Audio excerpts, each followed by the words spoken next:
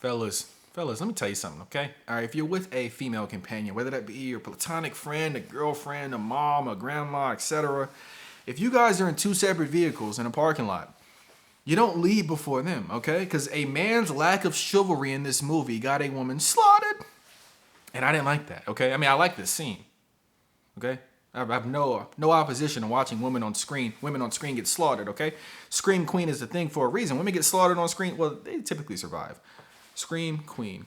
See how I got the two screen things? I didn't plan that. I'm just a genius. All right, what is this movie? It's called Psycho Killer, and it stars Georgina Campbell, the newest light skinned lady on the block. No, I'm kidding. There's always like a light skinned I know her. Like, I don't know why I knew her. Then I was like, oh, she was in Barbarian, light skinned lady in Barbarian. She was better in Barbarian. Barbarian's a much better movie than this, but this is still somewhat of a fun time for somewhat of the movie. Okay, we'll talk about why for a little bit here. Okay, so a devil worshipping and drug addicted serial killer murders a Kansas State trooper in front of his wife, who is also a Kansas State trooper. The widowed woman is committed to capturing the madman, but he's always seemingly one step ahead of her. Psycho Killer is a little bit more than a standard cop vs. criminal crime thriller, but it adds slasher elements that are a bit unique for the genre. The first half or so builds promising tension, but as the killer's motives are revealed, the tension is released and replaced with eye-roll inducing ridiculousness. This movie, again, starts off pretty straightforward.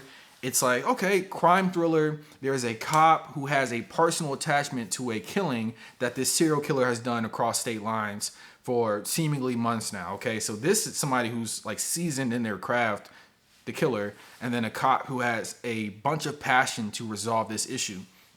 Their paths are going to collide. It's going to collide in intense gunfight or whatever you may think it is. You think this movie is going a lot of places, but it decides to deviate from that, which I think is a good formula for me. Like, I really do like crime thrillers. I mean, this is not on the level of Seven or on the level of Zodiac or even like Prisoners. It's not on that level at all. It's several tiers below it. But for a while there, so yeah, this is a nice little knockoff Walmart version of that. You know, like, dialogue is not as good, acting is damn sure not as good, but it's not a bad movie. And then it decides to tell you more about what's happening in this world regarding our mystery killer. And I think that's when it loses itself. Like, there's a charm to not knowing much about why a killer is killing and to not knowing their identity, which I don't know if you ever really truly understand either one of those things about this killer, but you do start to learn more about the world he's interested in. For context, like I said before, he's in a satanic cult. So like, you understand he has dark motives regardless of what you know about them specifically. But the issue is that like some of these motives and some of his plans are like aided by characters that come in for a few minutes in the movie, later in the movie, like, you know, around the second act. And ultimately those characters just kind of throw off the momentum of the movie because they're treated somewhat unseriously. And that just doesn't fit the dark tone of this movie. The first 10 minutes of this movie, I was like, wow, this might be a classic for me. Like, I was really into it. And then, like I said, it's not a joke, but it's also like somebody in the writing room was like, you know what, tapping a pencil on their head, you know what, like, let's make this a slasher. Let's make this a Jason Voorhees movie for 10 minutes. No, don't do that. Don't do that, okay? Don't do that. But they did it. It's done. It's already done. And then the end of this movie, the killer's plans are bigger than the movie really deserves it to be. Like, the movie's budget, minimal. The movie's, like, scope and span are minimal. There's not a lot of characters in this.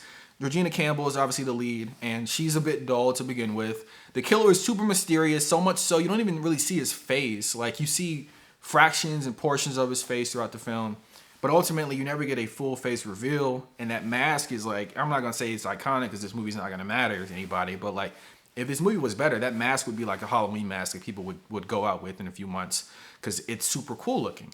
And for context, the mask kind of looks like, there's that character in the first Hellboy, the one that has like dust for blood, and he has a little mechanism he twists to like resurrect himself. I don't know why.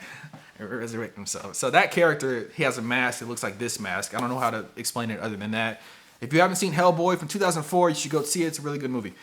Anyway, yeah, so cool murderer, dull cop, drab scenery, super dark, and then like little bits of humor. The first couple jokes, I was like, Oh, that's cool. Not, and don't get me wrong, this is not a funny movie at all. But like, there were some jokes where I'm like, okay, little relief, because there's no relief in this whole movie. And then it's like, oh, we're killing naked people right now, and I think part of that's supposed to be a little bit funny, and it's not. It's just nothing. And yeah, even how the movie is resolved, I'm just like, and it doesn't make sense.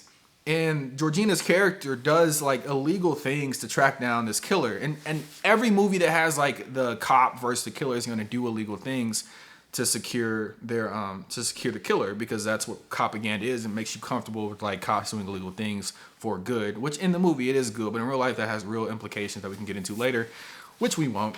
But the point of this is that Georgina is doing illegal things publicly. Like there's a press conference about the illegal things she's done, and it's like there's no tact, there's no strategy. It's not even emotion. It's just like incompetency at times. And yeah, one character's like, you're gonna get yourself killed, and I'm like, yeah, you kind of deserve to.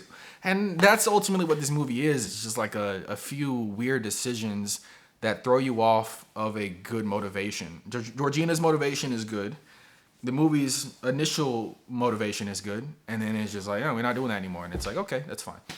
Long story short, this is a 5 out of 10 for me. It started off as like a 7. I was like, this is gonna be good. And then 5 is where we land. So go see it maybe.